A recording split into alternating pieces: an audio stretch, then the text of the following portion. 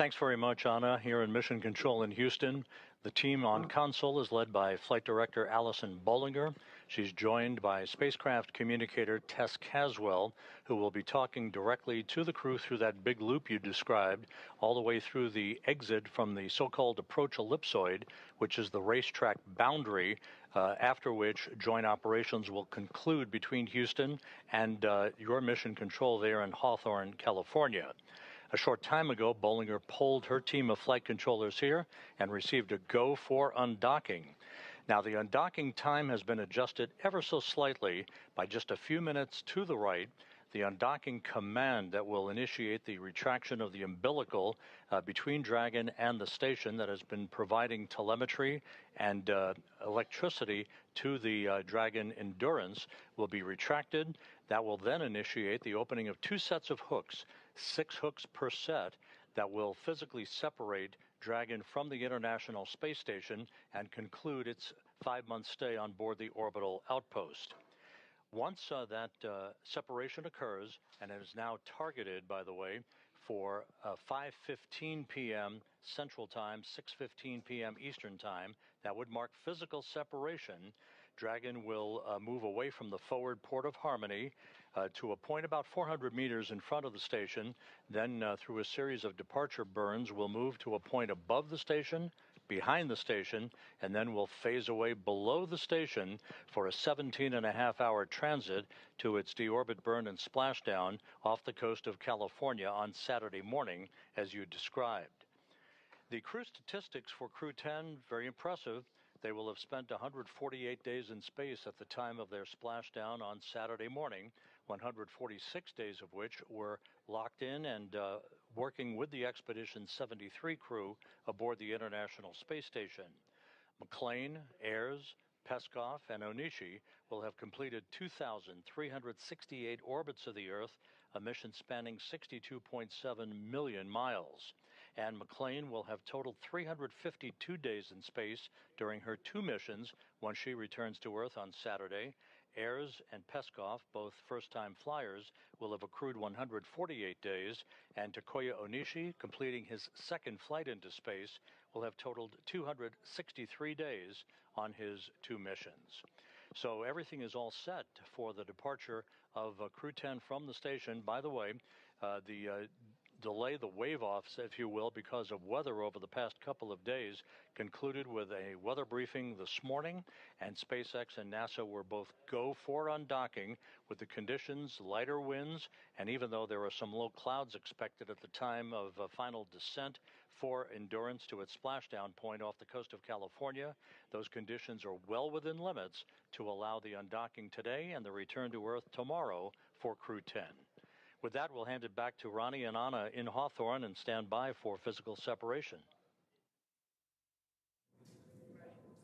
Thank you so much, Rob, and thank you for those updates. Of course, the team will continue to watch and monitor the weather all the way through splashdown and as they make their way through those phasing burns and onto deorbit tomorrow morning. And we heard just a minute ago that the teams were doing their final go, no-go poll. Again, they do all of these checkpoints and sequence all the way up through undocking to make sure all the teams are ready to go. And should for any point they have to wave off last minute for weather or whatever it may be, there's of course opportunities down the road. Yeah, absolutely. And because it does take us time to get back from the International Space Station to our splashdown location, we're monitoring weather not just at the time of separation, but trying to do that forecast ahead to make sure that we're going to have an easy splashdown for our crew, who are coming back from, almost 150 days in space. I want to make sure it's a warm welcome back here in California. Yeah. And now let's take a moment to go ahead and meet the crew that we're bringing home today before they depart the International Space Station. So first up, we have NASA astronaut Anne McLean, who is your Crew-10 commander. Born and raised in Spokane, Washington, NASA selected McLean as an astronaut candidate in 2013. Crew-10 is her 2nd space flight after launching aboard the Soyuz MS-11 in 2018 and serving as a flight engineer on the International Space Station for expeditions 58 and 59. At the conclusion of this mission, as Rob mentioned, she will have spent 352 total days in space across her 2 missions, completing a total of 3 spacewalks for 18 hours and 52 minutes outside the orbiting laboratory. McLean is a West Point graduate and a colonel in the U.S. Army. She's a highly decorated Master Army aviator and has more than 2,000 flight hours in 20 different aircraft. McLean is also an avid rugby player and a former member of the USA Rugby Women's National Team, and she currently lives in Houston, Texas. The pilot for Crew-10 is NASA astronaut Nicole Ayers.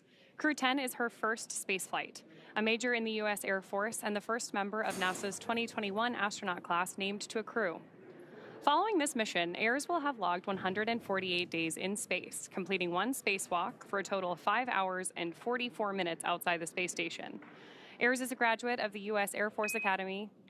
Dragon SpaceX on the Big Loop. Final reconfigurations for undock are complete and nominal. Ground is go for undocking.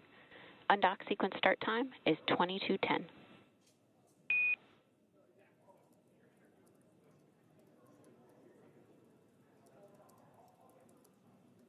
SpaceX starting. Copy. Goes up. Crew has visors down. SpaceX copies. Visors down.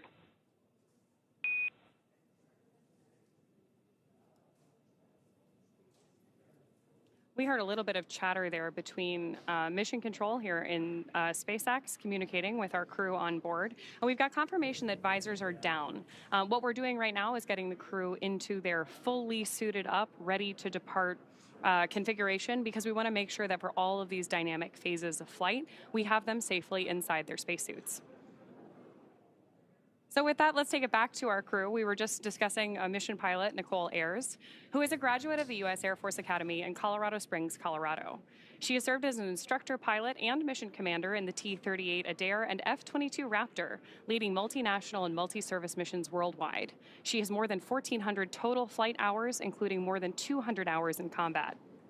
Ayers has a twin and was born in San Diego, California. And this is also the second mission to the space station for JAXA, or Japan Aerospace Exploration Agency, astronaut Takuya Onishi, after launching aboard the Soyuz MS-01 mission in 2016 and spending 113 days in space as a flight engineer for expeditions 48 and 49. Following Crew-10, Onishi will have logged a total of 263 days in space. Onishi received a Bachelor of Engineering in Aeronautical and Space Engineering from the University of Tokyo and soon embarked on a career in aviation with All Nippon Airways in Tokyo. He was selected as an astronaut candidate by JAXA in 2009, and during his stay on the space station, he became the first Japanese astronaut to capture the Cygnus spacecraft in space. Now, when he's not training, Onishi enjoys flying, playing the saxophone, movies, and hiking. And rounding out our crew, this is mission specialist and Roscosmos cosmonaut Kirill Peskov. Like Ayers, the Crew-10 mission is also his first trip to the International Space Station. After the conclusion of this mission, he will have spent 148 days in space. Before his selection as a cosmonaut in 2018, he was a co-pilot on the Boeing 757 and 767 aircraft for airlines Nordwind and ECAR. Assigned as a test cosmonaut in 2020, he has additional experience in skydiving, zero-gravity training, scuba diving, and wilderness survival. And it's a great crew that we are bringing home. Of course, now on your screen, you can actually see a look inside Dragon that's looking over the shoulders of the pilots and commanders. So Nicole Ayers and Anne McLean there in the center. They're all suited up and getting ready for today's departure. Again, we're just over about 10 minutes away from the undock command, and once that undock command is sent, it takes about 5 minutes to then have that physical separation from station, which will then mark the conclusion of their stay aboard the International Space Station as they make their way home to Earth. And just a few minutes ago, when we were introducing you to the crew, we heard some of those comms. Again, those comms were on what is known as the Big Loop. So that's that integrated communications loop that includes the team here in Mission Control in Hawthorne, as well as the Mission Control team in Houston, along with the space station crew with Expedition 73 aboard and the Dragon Crew-10, who is departing today. It basically allows all of those teams to be working in tandem and talking on one integrated communications loop. So throughout today's departure activities, that is where we will be hearing those communications between the ground and the station and crew aboard. And right now, the International Space Station and Dragon are orbiting about 260 statute miles above Earth, crossing the southern Indian Ocean.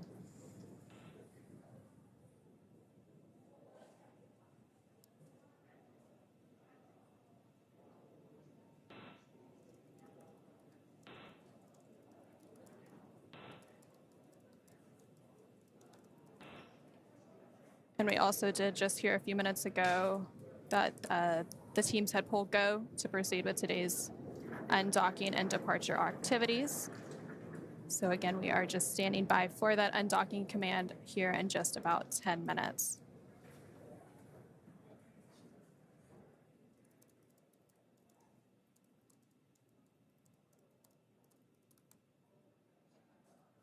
So again, right now, if you are just joining us, we are standing by for Crew-10's departure from the International Space Station.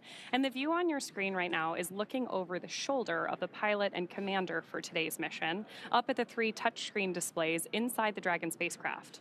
Our crew is going to use these touchscreens to monitor their progress as they move away from station, even though the maneuver itself is fully autonomous. And as we mentioned a few minutes ago, the Joint Flight Control teams did pull go to proceed with today's undocking and departure. And now that the Joint Flight Control teams are go for undock, we are just awaiting that undock sequence to actually begin.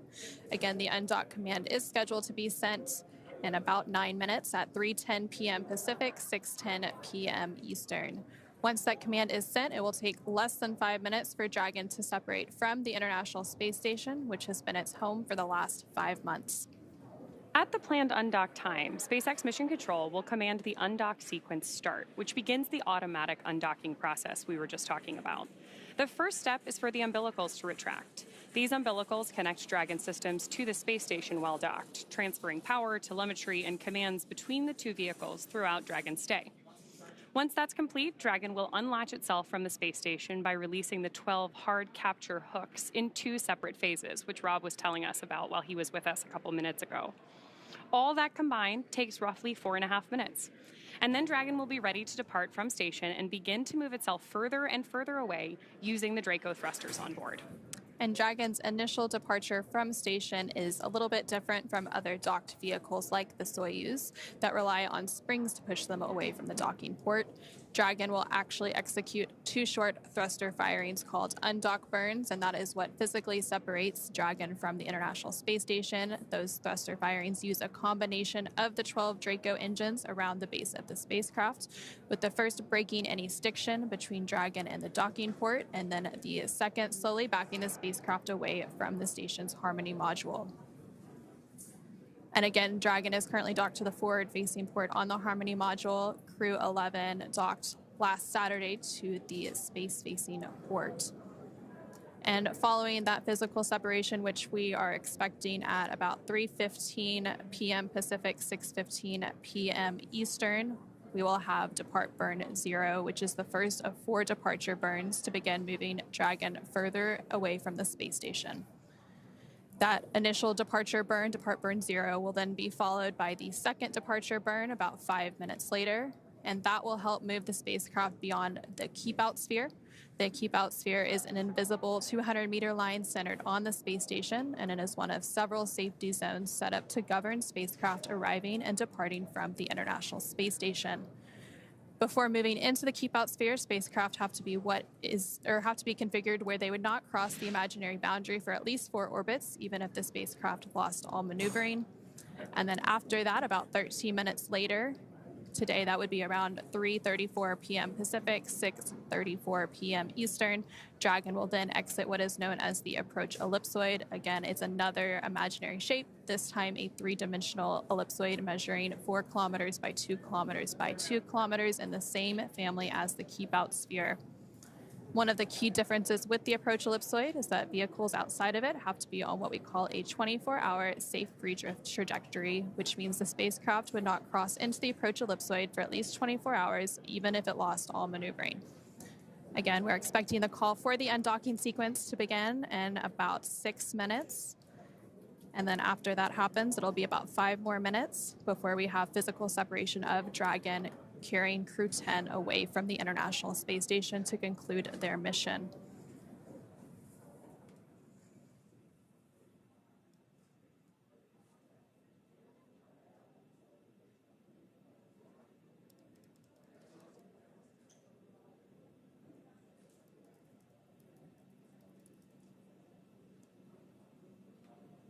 And Just had a shot a second there of our crew on board working through some final checklists, preparing for that undocking sequence start.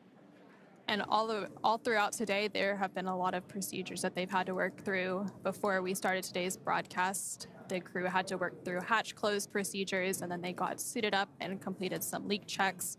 They also depressurized the vestibule, which is the area in between the Dragon hatch and the space station hatch, which prior to Crew-10's docking back in March would have been exposed to the vacuum of space. Now, of course, after they undock today, that area will then be re-exposed to that vacuum of space. And during their mission, they conducted quite a bit of science. They contributed to more than 200 different microgravity science and research experiments during their time aboard the International Space Station. And the International Space Station will actually mark a very important milestone this year. It'll be the 25th year of continuous human presence aboard the orbiting laboratory. And during that time, over 4,000 different experiments have been conducted in that unique environment. I'm always struck by when we do these webcasts talking about the expedition numbers of our crew, how many different astronauts have been on board station. And of course, today is the completion of the 10th crew rotational mission as part of the commercial crew program. And of course, our 10th Crew Dragon mission to the International Space Station as well. For those of you just joining us or have not watched an undocking before, in the lower left-hand corner of your screen now, you have the range and rate available so that you can help monitor along from home, just like we're monitoring here from Mission Control.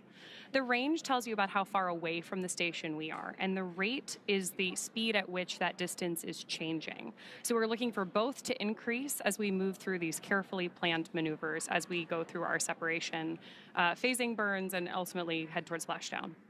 And what's really interesting about undockings and dockings is that both vehicles are actually traveling at about 17,000 miles per hour. So if you think about it, the relative rate seems small and it seems like they're going so slow when you're watching it on TV, but they're going very fast, and they orbit about 260 statute miles above Earth. So as Dragon makes its way back to Earth, it of course has to lower down so that it can re-enter Earth's atmosphere, again targeting that splashdown early tomorrow morning around 8:33 a.m. Pacific.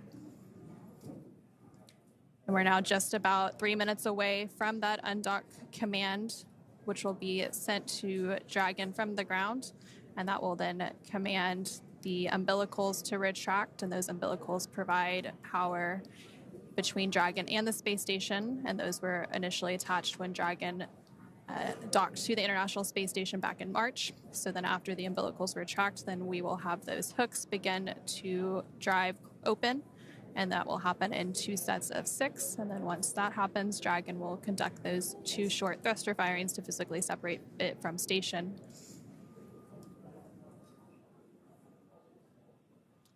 And as you mentioned, this is the same Dragon that docked with Crew-10 back in March.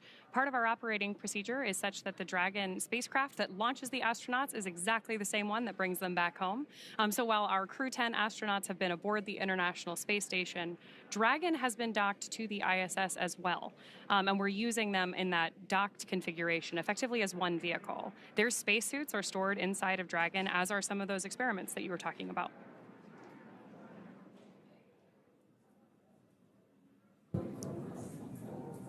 And of course, they had to repack some of those scientific experiments to make their way back to Earth. Again, we're about 1 minute away from that undock command. So as we continue to stand by, let's go ahead and check back in with Rob Navius at NASA's Mission Control in Houston.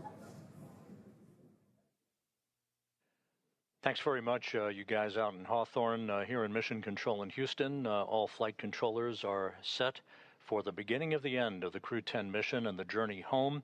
That will span about 17 and a half hours from the time of physical separation to the time of tomorrow's splashdown off the coast of California. We're about 20 seconds away from the issuance of the undocking command from Hawthorne. We'll stand by for confirmation of that. All of Dragon Endurance's systems are in excellent shape, as are the systems aboard the International Space Station, as we stand by about 10 seconds from now for the issuance of that undocking command.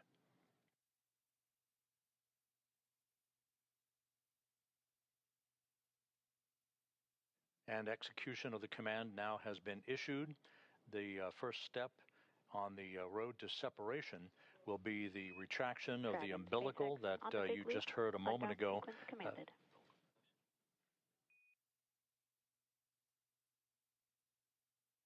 SpaceX Dragon, copy. And McClain, the commander of Endurance, acknowledging the issuance of the undocking command, the umbilical being retracted. Once again, this means that Endurance will be on its own in terms of internal power and telemetry, no longer interconnected to the International Space Station.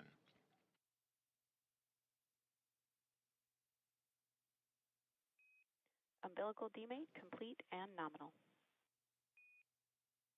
And the first set of hooks now traveling. 2 gangs of hooks, 6 hooks apiece, will open in sequential fashion. Hook set number 1 followed quickly by hook set number 2. And then the next step will be that 1.5 second pulse of the Draco thrusters, the undocking burn that will create the physical separation between Dragon and the International Space Station.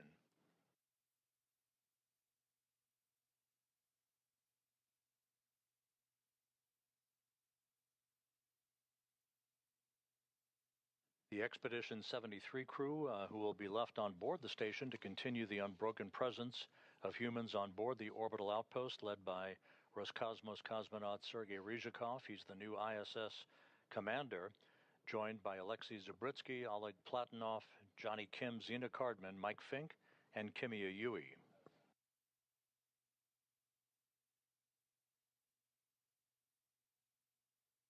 Takes about 5 minutes from the issuance of the undocking command until physical separation, so we'll be standing by to annotate the exact time and location over the Earth at the point of physical separation that will begin the trip home for Dragon Endurance.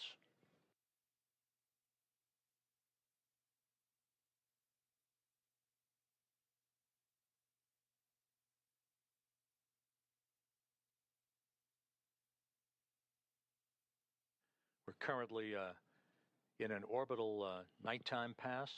We should be moving into a daylight pass over the southwestern Pacific Ocean a short time from now. The International Space Station traveling from southwest to northeast in an orbit inclined 51.6 degrees to either side of the equator.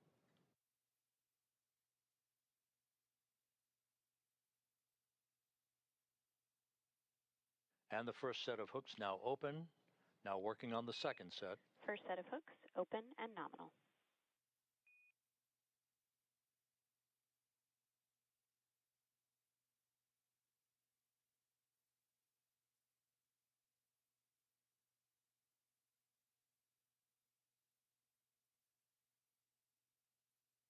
Second set of hooks now driving.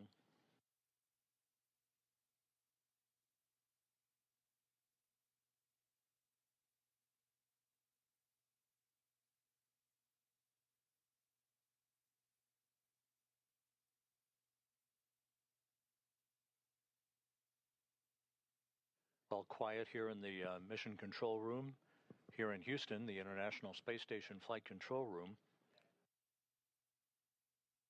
Once the undocking is complete and Endurance is outside of the approach ellipsoid, which will end joint operations between us and the SpaceX team in Hawthorne, the Expedition 73 crew will move into a pre-sleep period and a lengthy sleep period overnight and an off-duty day tomorrow.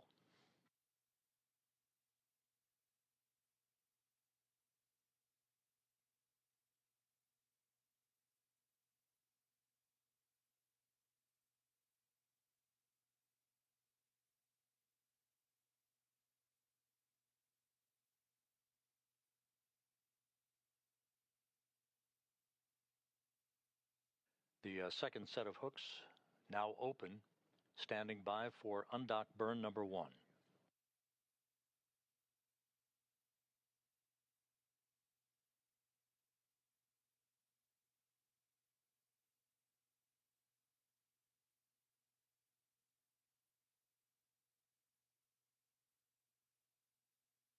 Dragon and the International Space Station flying into an orbital sunrise.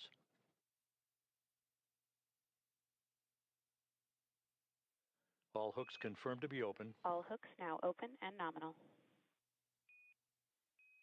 Dragon separation. And we have confirmed. undocking. Physical separation confirmed at 5:15 p.m. Central Time, 6:15 p.m. Eastern Time, as the station and Dragon flew 260 miles over Jakarta, Indonesia. And undock burn number 2 has been completed. And depart 0 burn now underway. You can see those Draco thrusters doing their thing, opening up an increasingly quicker separation rate between Dragon and the station. Depart 0 burn complete. Depart burn 0 complete. Performance nominal. Visiting vehicle officer here reports good trajectory as Dragon Endurance leaves the International Space Station, from which it docked 146 days ago.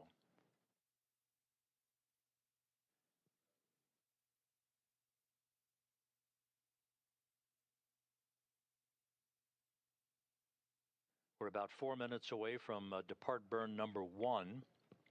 That'll be a 22-second firing of the Draco thrusters to increase the acceleration of Endurance away from the international outpost. Again, physical separation, undocking occurring at 5:15 p.m. Central, 6:15 p.m. Eastern Time, as Dragon and the station flew 260 miles over Jakarta, Indonesia.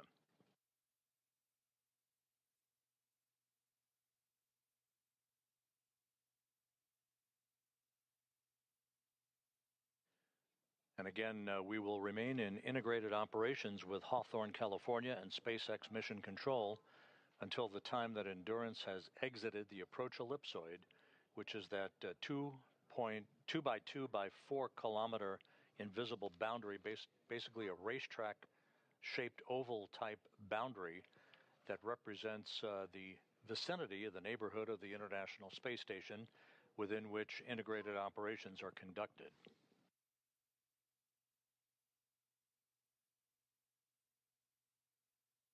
Anne McLean, Nicole Ayers, Takoya Onishi, and Kirill Peskov beginning the journey home that will culminate with their parachute-assisted splashdown off the coast of California Saturday morning.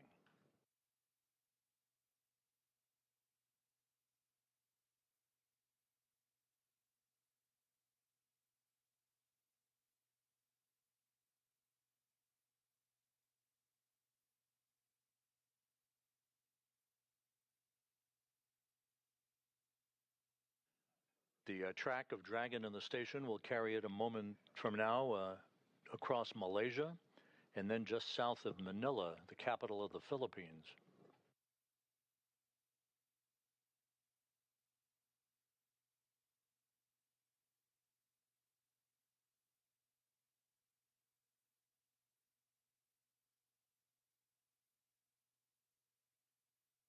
Everything has gone by the book. All of the pre-departure preparations went per the timeline. The undocking was deliberately pushed back a few minutes to gain better visibility, communications, and camera views of Dragon as it departed the International Space Station.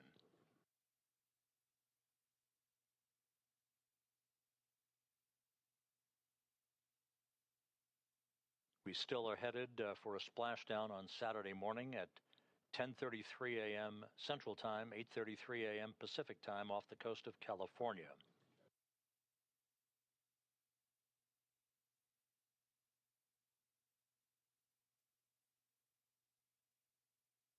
This will be the 4th time that SpaceX will have executed a splashdown and recovery off the coast of California, following in the footsteps of Fram-2, the 32nd commercial resupply mission, a cargo Dragon, and then most recently Axiom 4, but this will be the first time that a California splashdown will have been executed as part of the commercial crew program.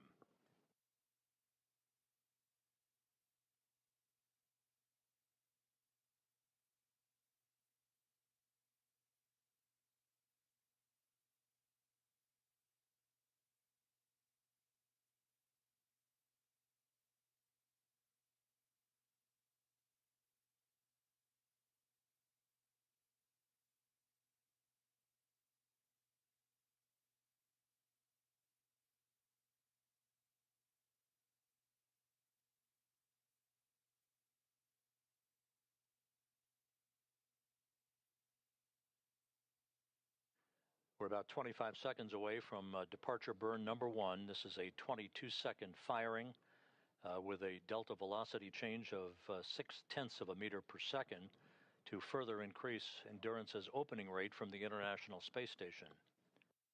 That will be followed seconds later by its exit from the keep-out sphere, the first of these two boundaries within which integrated operations are occurring, and depart burn 1 underway.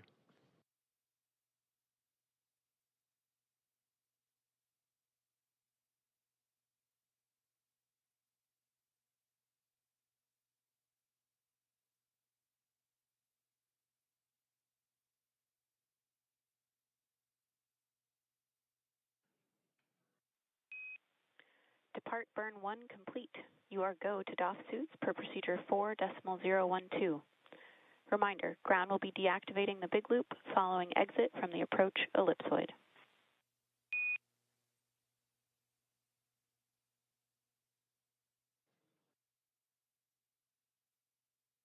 Dragon now maneuvering. Crew-10 copies, go to DOF suits. To the ISS crew, Expedition 73 Bravo. It was an absolute privilege to cross paths with you. Good luck in the rest of the mission. Godspeed.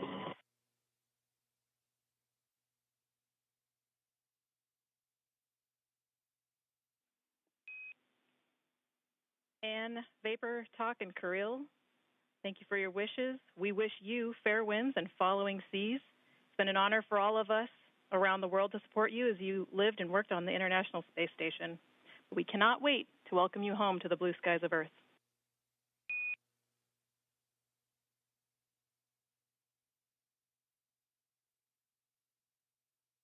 Endurance Commander Anne McClain exchanging words with Crew-10 station on a big loop.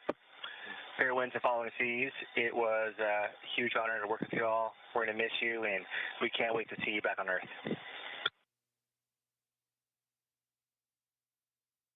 Likewise, Johnny and the rest of the crew, have a great mission.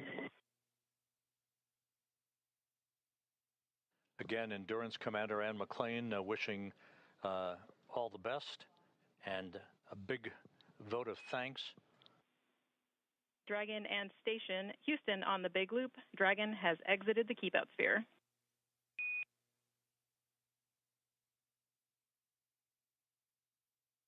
And as you heard, Endurance is now outside of the keep-out sphere. The next milestone will be coming up about 11 minutes from now, and that will be the approach ellipsoid exit to conclude joint integrated operations. And you heard those words from spacecraft communicator Tess Caswell here in Mission Control, as well as NASA astronaut Johnny Kim, who remains on board the station until early December as part of the Expedition 73 crew.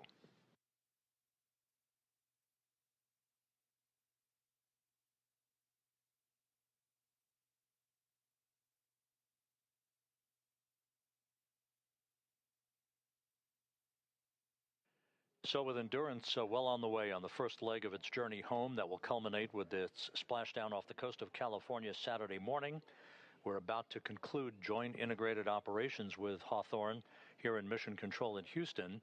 And so with that, we will toss it back to Ronnie and Anna at SpaceX Mission Control in Hawthorne, California. Thanks, Rob. So as you mentioned, we are now waiting for Dragon to exit the approach ellipsoid, or AE, which is another imaginary shape, this time a three-dimensional ellipsoid, measuring 4 kilometers by 2 kilometers by 2 kilometers. As an easy visual, that's roughly like the shape of a football or maybe a rugby ball, which is appropriate given that our commander today is a rugby player. And it's in exactly the same family as the keep-out sphere for operational purposes. One of the key differences with the AE, though, is that vehicles outside of it have to be on what we call a 24-hour safe, free drift trajectory. That means that the spacecraft would not cross into the approach ellipsoid for at least 24 hours. Again, even if it lost all maneuvering for that call-out once we hear confirmation that Dragon is outside of the AE. And then after the Dragon spacecraft crosses the approach ellipsoid, as Rob mentioned, joint operations will end and the responsibility for the spacecraft will be handed back to the SpaceX flight control team here in Hawthorne, California. Again, everything continuing to look good with today's departure for Crew-10 from the International Space Station. Dragon is now just under 400 meters away from the International Space Station. And to recap, the hatches between the International Space Station and Dragon were closed earlier today around 1:04 p.m. Pacific, 4:04 p.m. Eastern Time, and since then the crew has settled in to begin their 17.5-hour journey back to Earth. The joint NASA and SpaceX teams then pulled go to proceed with undock. Undock was delayed by SpaceX Dragon contact on the handheld microphone.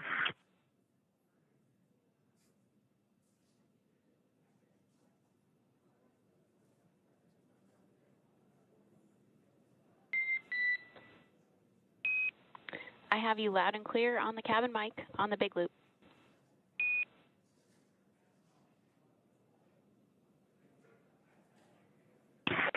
Okay, we can hear you loud and clear.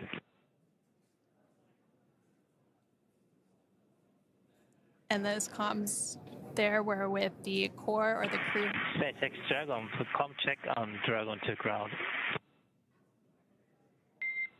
I've got you loud and clear on Dragon to ground. How me?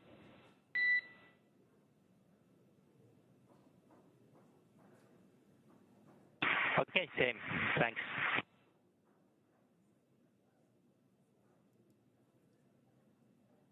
Again, those comms there were between JAXA astronaut Takuya Onishi and the core or the crew operations resource engineer in SpaceX Mission Control in Hawthorne, just behind us. And again, to recap a little bit, the undock command was sent around 3:10 p.m. Pacific, 6:10 p.m. Eastern. This was then followed by umbilical retraction and hooks opening, with that physical separation then taking place at 3:15 p.m. Pacific, 6:15 p.m. Eastern, as the space station and Dragon were traveling 260 statute miles over Indonesia. Dragon has since completed 2 of 4 departure burns and exited the keep-out sphere. Again, that is that 200-meter invisible boundary around the International Space Station. We are now about 5 or so minutes away from Dragon crossing the approach ellipsoid to set the spacecraft and Crew-10 up for their path back to Earth. Dragon is now about 500 meters away from the International Space Station. Again, that range and range rate continuing to increase as it continues on its departure. Again, Dragon is targeted to splash down off the coast of California tomorrow, August 9th at 8:33 a.m. Pacific, 11:33 a.m. Eastern, marking the completion of their 5-month science and research mission. Of course, if you're following along, you've noticed that in the bottom left-hand corner of your screen, we have updated the telemetry that we're sharing with you, now tracking the speed and altitude of the Dragon spacecraft. There we've got a shot on board on your screen right now of onboard the Dragon spacecraft. Our crew inside has been given the go to doff their suits.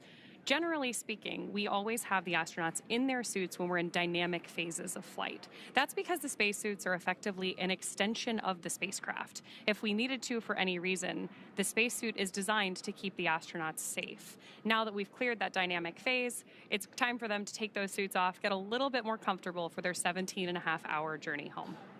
And then they will put those suits back on just before they begin that deorbit phase. So they'll have a little bit of time to get some sleep, get a meal, and really settle in, since it is a 17.5-hour journey. Again, we are about 5 or 6 minutes away from exiting the approach ellipsoid. Again, that is that 2 kilometer by 2 kilometer by 4 kilometer invisible boundary that we are waiting for Dragon to exit. And once that happens, Crew-10 will no longer be in integrated operations, and you did hear them setting up some of the communications directly between SpaceX Mission Control and Hawthorne and Crew-10 aboard Dragon, so it'll be a direct communication with them without the station crew in the loop there.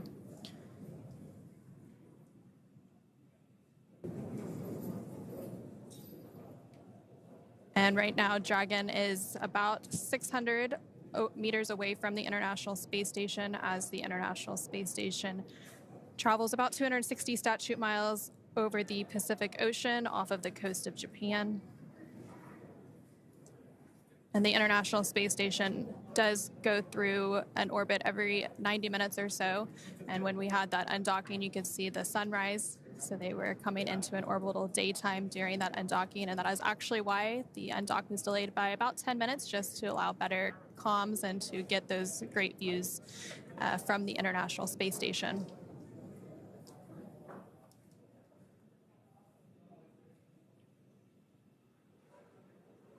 As you mentioned, because we're orbiting the Earth roughly every 90 minutes, our Crew-10 astronauts and those astronauts still on board the International Space Station are seeing about 15 sunrises and sunsets every day. And there on your screen, you're seeing a live look inside the SpaceX Mission Control here in Hawthorne. Again, the Dragon and the International Space Station do go in and out of signal as they transition satellites, which is known as a loss of signal. And then once they reacquire signal, that'd be acquisition of signal. And there you can see a live look of Dragon from the International Space Station. And those cameras on the International Space Station are actually controlled by a flight controller and mission control in Houston known as Cronus. So they actually manually work to follow Dragon during its approach as well as during its arrival and docking, which happened back in March. You can already see, as we get this last glimpse of Dragon as it departs the station, how much smaller Dragon is from these cameras on board the International Space Station. We talked about this a little bit earlier, but even though the rate of separation between these two vehicles right now is smooth and steady, which is exactly how we want it to be, they are both traveling about 17,000 miles per hour, which is a just tremendous amount of speed and energy that we have moving between these vehicles. So it's important that every phase of this process is planned, carefully executed, so that we understand what's coming next. And right now, Dragon is about 750 meters away from the International Space Station. So again, continuing to increase that gap between the space station and Dragon as we continue to await confirmation of approach ellipsoid exit. And there on your screen, you can actually see a map which depicts where Dragon and the International Space Station are flying. Again, they're flying over the Pacific Ocean. We have kind of the zoomed in view here available on your screen right now, but you can always see our position relative to the Earth in the bottom right-hand corner of your screen. You can see that little light where we have Dragon over, again, the Pacific Ocean. And then right next to that, you can see a map of Dragon's Draco thrusters. Each of those little white puffs that you see are small adjustments that the Draco thrusters on board Dragon are making to control its position. In spacecraft, we generally refer to that as the spacecraft's attitude, but we are talking about the relative 3D orientation of the spacecraft. And right now that range rate is about 1.1 meters per second, so slowly starting to increase that speed as Dragon continues to make its departure from the International Space Station. As we stand by for confirmation of approach ellipsoid exit, the Dragon spacecraft is currently over 830 meters away from the space station. Again, this is following its undocking and physical separation about 18 minutes ago at 3:15 p.m. Pacific, 6:15 p.m. Eastern.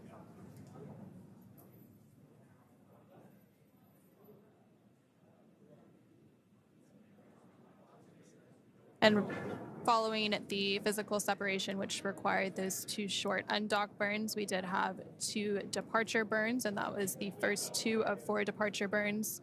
The depart burn 2, which is the 3rd departure burn, will be coming up about 30 minutes or so after approach ellipsoid exit, and then that will be followed by the final departure burn, depart burn 3, before they get into those phasing burns and then set Dragon up for its deorbit burn early tomorrow morning ahead of splashdown off the coast of California.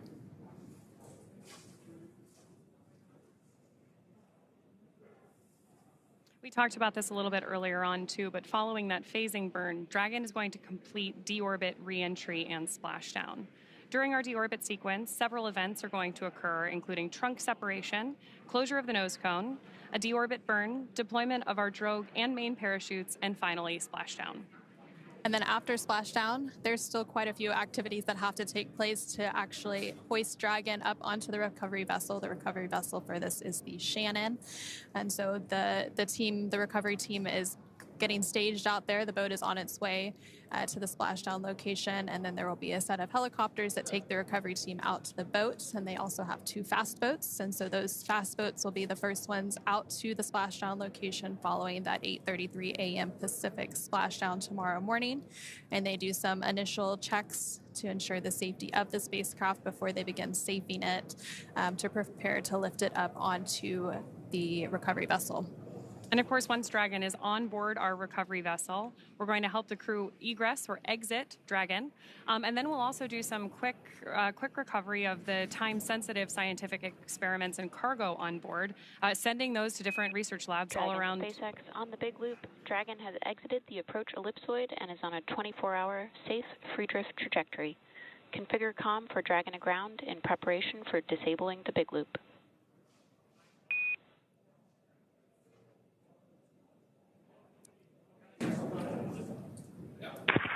SpaceX Dragon copies. Thank you.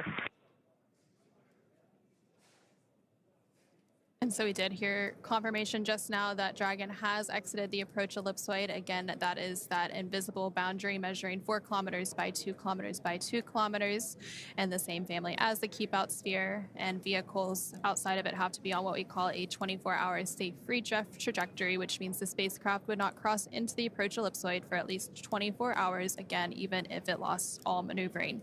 So now that Dragon and Crew-10 are well on their way back to Earth to conclude their 5-month science and research mission aboard the International Space Station, let's check in one more time with Rob Navius and Mission Control Houston. Thanks, you guys. You mentioned some of the critical activities that are coming up. The most critical activity tomorrow for the Endurance crew will be that deorbit burn that you mentioned. That will be a 17.5-minute retrograde firing of the Draco thrusters, basically a braking maneuver to slow Endurance down by 115.4 meters per second, allowing it to drop out of orbit for its high-speed entry back into the Earth's atmosphere. The direction of travel will keep the heat shield in the direction of travel to repel the temperatures that will build up to some 2,500 degrees around the spacecraft and its 4 occupants. Here in Mission Control, the team led by Flight Director Allison Bollinger is now winding down its activities. The crew on board the station moving into a pre-sleep period. They will wake up in time, however, to watch all of the critical activities that will be uplinked to them for the return of Endurance and its parachute-assisted splashdown in the Pacific Ocean. So with that, we'll wrap it up here in Mission Control in Houston and turn it back to you guys in Hawthorne.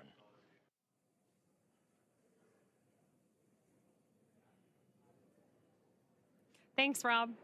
As you mentioned, with that, Crew-10 has officially departed the International Space Station. It's going to take them about 17.5 hours until they make their way back to Earth. The crew is currently doffing or removing their spacesuits to settle in for that ride home. As we've mentioned previously, Dragon is targeted to splash down off the coast of California at 8:33 a.m. Pacific time tomorrow, Saturday, August 9th, followed by the crew getting picked up at sea by a SpaceX recovery vessel. As they rest up, our teams here will continue to keep an eye on the weather to ensure a safe return for Dragon and our Crew-10 astronauts.